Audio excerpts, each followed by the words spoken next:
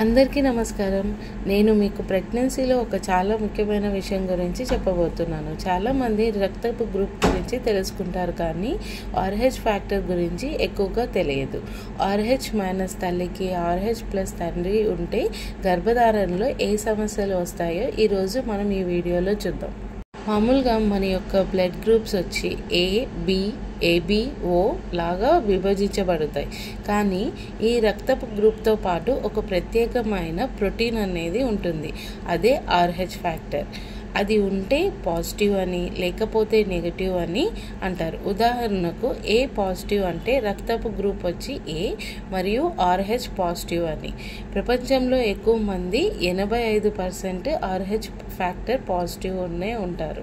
తక్కువ మంది మాత్రమే RH నెగిటివ్గా ఉంటారు. ప్రెగ్నెన్సీలో RH సమస్యలు ఎలా వస్తుంది? తల్లి RH నెగిటివ్, తండ్రి RH పాజిటివ్ ఉంటే బిడ్డ RH పాజిటివ్ అయ్యే అవకాశం ఉంది. సాధారణంగా తల్లి బిడ్డ రక్తం కలవదు, కానీ ప్రసవ సమయంలో గర్భస్రావం, గాయాలు వంటి సందర్భాల్లో రక్తం కొంచెం కలిసే అవకాశం ఉంటుంది. అప్పుడు తల్లి శరీరంలో బిడ్డ రక్తాన్ని ఫారిన్గా భావించి యాంటీబాడీలని తయారు చేస్తుంది.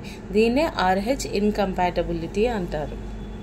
ఈ RH ఇన్కంపాటబిలిటీ వల్ల వచ్చే సమస్యలు ఏంటి అంటే, మొదటి గర్భంలో ఎక్కువగా సమస్య అనేది ఉండదు, ఎందుకంటే శరీరం కొత్తగా యాంటీబాడీలని తయారు చేస్తుంది. కానీ రెండవది, మూడవ గర్భంలో ఆ యాంటీబాడీలు బలంగా తయారై బిడ్డ రక్తంపై దాడి చేస్తాయి.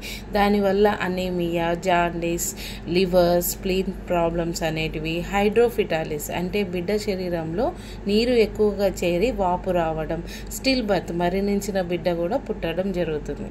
దీనిని ఎలా గుర్తిస్తారు? తల్లికి ఎక్కువ లక్షణాలు ఉండవు. వైద్యుల పరీక్షల ద్వారానే మాత్రమే గుర్తిస్తారు. Blood group test, indirect Coombs test, బిడ్డను అల్ట్రాసౌండ్ డాప్లర్ ద్వారా మానిటర్ చేస్తుంటారు.